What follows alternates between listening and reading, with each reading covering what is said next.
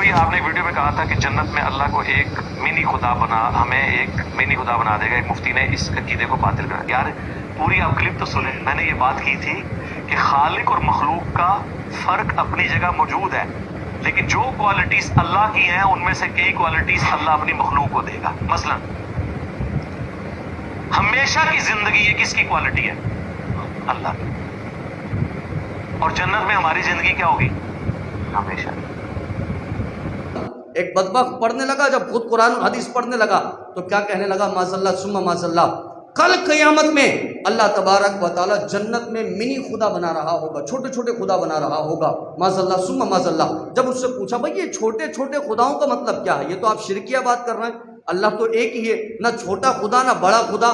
چھوٹا خدا تم یہاں مانو گے تو شرک ہے، چھوٹا خدا تم جنت میں مانو گے تو شرک ہے. شرک تو ہر جگہ شرک ہے، آپ یہاں مانے شرک ہے، وہاں مانے شرک ہے. تو وہ کہنے لگا دراصل میرے مسئلہ یہ ہے، میں یہ بتانا چاہتا ہوں کہ دیکھیے اللہ تبارک و تعالیٰ کل قیامت میں اپنی کوالٹیز، اپنی صفت، اپنی شان جنتیوں کو عطا کر رہا ہوگا. اور وہ کوالٹیز کیا ہیں؟ وہ کہنے لگا کہ دیکھیے بھائی اللہ ہمیشہ کے لیے ہے، زندہ رہنے والا ہے کہ نہیں؟ تو لوگ کہنے لگے جی ہاں رہنے والا ہے. تو بتائیے یہی کوالٹیز اللہ جنتیوں کو بھی دے رہا ہوگا کہ وہ ہمیشہ ہمیشہ کے لیے زندہ رہیں گے جنت کے اندر. وہ کہنے لگا دیکھیے بھائی کن فیکن کس کی کوالٹی ہے کہ ہو جا تو ہو جاتا ہے اللہ کی، اور اللہ تبارک و تعالیٰ یہ کن فیکن کی کوالٹی جنتیوں کو دے رہا ہوگا.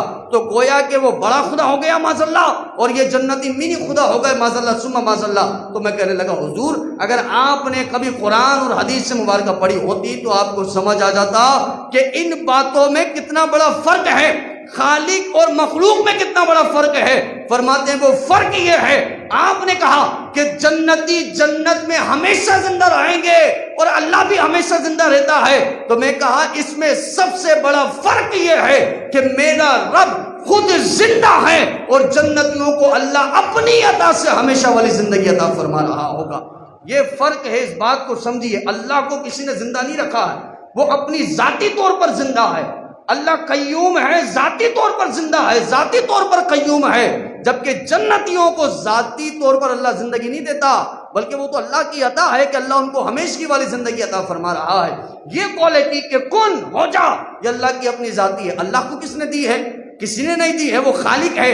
لیکن مخلوق کو یہ کوالٹی اللہ اپنی عطا سے دے رہا ہے. یہ بہت بڑا فرق آ جاتا ہے اور خالق اور مخلوق کے اندر. اگر یہ قرآن و حدیث پڑھنے والے ہوتے تو آج یہ شرکیہ بات سے بچ جاتے، آج یہ منی خدا کے جملے سے بچ جاتے. معاذ اللہ ثم معاذ اللہ. ان کو پتہ ہی کوئی نہیں کہ آخر اصل موقف اور اصل عقیدہ کیا ہے.